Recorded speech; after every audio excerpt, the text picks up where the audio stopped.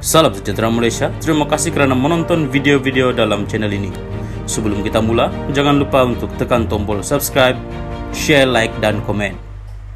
Let's go! Salam sejahtera dan salam perpaduan kepada seluruh rakyat Malaysia. Berita panas malam ini bertajuk PH lapor polis dakwa Hadi sanggah Tita Sultan Terengganu. Berita penuh. Pakatan Harapan PH Terengganu mahu pihak polis segera menyiasat kenyataan Presiden PAS Abdul Hadi Awang yang didakwa menyanggah Tita Sultan Terengganu, melarang ahli politik menyampaikan ceramah dan kuliah di masjid serta surau di negeri itu. Menurut pengurusinya, Raja Kamarul Baharin Shah Raja Ahmad, ahli Parlimen Marang itu sepatutnya akur dengan arahan Majlis Islam dan Adat Istiadat Melayu Terengganu, Maidam. Sejurus selepas Maidam mengeluarkan arahan itu, Hadi dengan angku telah mengeluarkan kenyataan bahawa beliau akan meneruskan kuliah di masjid seperti biasa. Kenyataan itu jelas menyanggah Tita Sultan yang mahu institusi masjid dan surau dipelihara kesuciannya daripada sebarang dakia politik, katanya selepas membuat laporan polis di Ibu Pejabat Daerah Kuala Terengganu hari ini. Pada 2 Mac lalu, Maidam mengeluarkan kenyataan melarang semua pemimpin dan aktivis politik menggunakan masjid serta surau bagi menyampaikan ceramah atau mengadakan sebarang aktiviti berunsur politik kepartian. Yang di pertuannya, Sheikh Harun Sheikh Ismail berkata, larangan itu dibuat setelah mendapat perkenan daripada Sultan Terengganu Sultan Mizan Zainal Abidin. 2 hari kemudian, mengulas larangan berkenaan, Presiden PAS itu berkata, bukan menjadi satu kesalahan untuk ahli politik berbuat demikian. Sebaliknya, menurut Timbalan Pengurusi Perikatan Nasional PN itu, adalah menjadi satu kewajipan untuk pemimpin bercakap mengenai politik Islam. Malah, katanya, Nabi pun cakap politik dalam khutbah.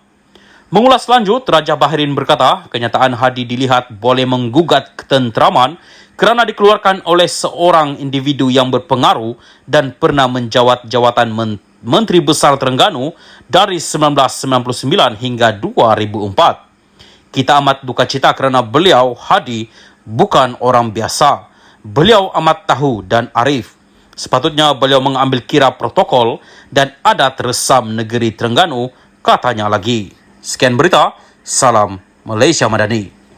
Salam sejahtera dan salam perpaduan kepada seluruh rakyat Malaysia dan pendengar berita panas hari ini dipetik dari Malaysia Kini bertajuk Muhyiddin dipanggil SPRM, Nafi ditahan di Padang Golf. Berita penuh. Presiden Bersatu Muhyiddin Yassin dipanggil ke Ibu Pejabat Suruhanjaya Pencegahan Rasuah Malaysia SPRM di Putrajaya pada jam 11 pagi esok.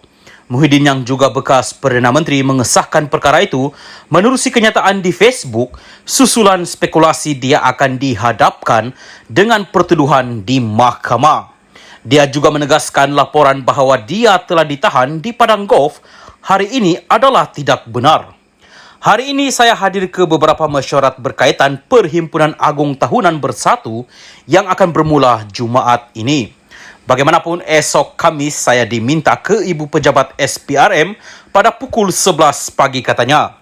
Sementara itu, Ahli Jawatan Kuasa Pemuda Bersatu Haris Idham Abdul Rashid memberitahu Malaysia Kini bahawa penyokong parti akan berkumpul bagi menunjukkan sokongan kepada presiden mereka esok. Kami baru saja dapat maklumat bahawa presiden kami akan dipanggil ke Ibu Pejabat SPRM esok untuk soal siasat. Kami jangka akan ada pendakwaan pada esok petang atau keesokannya Jumaat. Jadi kami sedang bersiap sedia untuk tunjukkan solidariti kami, katanya. Sejak pertengahan bulan lepas, beberapa pemimpin Bersatu telah dihadapkan ke mahkamah. Pada 21 Februari, Ketua Penerangan Bersatu ketika itu, Wan Saiful Wanjan, berdepan 2 pertuduhan meminta dan menerima rasuah RM6.9 juta pada 2022. Beberapa pertuduhan juga dikenakan terhadap Timbalan Ketua Bersatu Segambut, Adam Radlan, Adam Muhammad. Menurut SPRM, pertuduhan-pertuduhan itu berkaitan skim Jana Wibawa, inisiatif untuk mempercepat penyampaian projek bagi merangsang pemulihan ekonomi selepas COVID-19. Turut didakwa Tiao Wee Cheng yang menjalankan perniagaan di kawasan Pago, kebetulan kubu kuat Muhyiddin. Sekian berita. Teruskan bersama channel ini. Salam Malaysia Madani. Salam sejahtera dan selamat petang. Berita panas petang ini dipetik daripada Malaysia Kini bertajuk Individu didakwa pegawai Wan Saiful diheret ke mahkamah. Berita penuh. Individu yang didakwa merupakan pegawai penyelidik untuk Wan Saiful Wan Jan diheret ke mahkamah atas dakwaan mengganggu siasatan SPRM. Muhammad Syafiq Abdul Halim, 32, mengaku tidak bersalah di atas pertuduhan mengikut Seksyen 48(C) Akta SPRM 2009 di Mahkamah Session Kuala Lumpur hari ini. Dia sebelum ini ditahan SPRM selepas pendakwa SPRM menawarkan RM10 juta ringgit kepada Wan Saiful sebagai pertukaran untuk menganiaya bekas Perdana Menteri Muhyiddin Yassin dalam kes rasuah. Ketika prosiding di depan Hakim Suzana Hussein hari ini, Syafiq didakwa gagal mematuhi arahan untuk hadir ke pertemuan dengan penolong penguasa SPRM Syahidan Muhammad Saparudin agar keterangannya diambil sebagai sebahagian daripada siasatan. Jika sabit kesalahan, dia boleh dihukum denda tidak lebih RM10,000, penjara tidak lebih 2 tahun atau kedua-duanya sekali.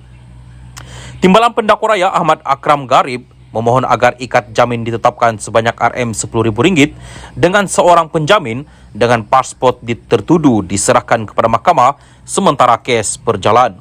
Dia juga memohon mahkamah mengeluarkan perintah larang suara bagi mengelakkan Syafiq daripada membuat kenyataan secara terbuka berkenaan kes itu sementara kes berjalan. Peguam Cetan Jet Huani minta maaf yang mewakili Syafiq berkata sementara pembelaan setuju dengan ikat jamin RM10,000 dan pasport anak guamannya diserahkan kepada mahkamah, mereka membantah permohonan untuk perintah larang suara dikenakan.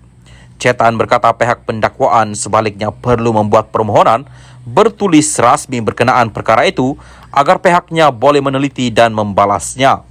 Suzana kemudian menetapkan Syafiq dikenakan ikat jamin RM10,000 dengan seorang penjamin serta mengarahkannya untuk menyerahkan pasport esok.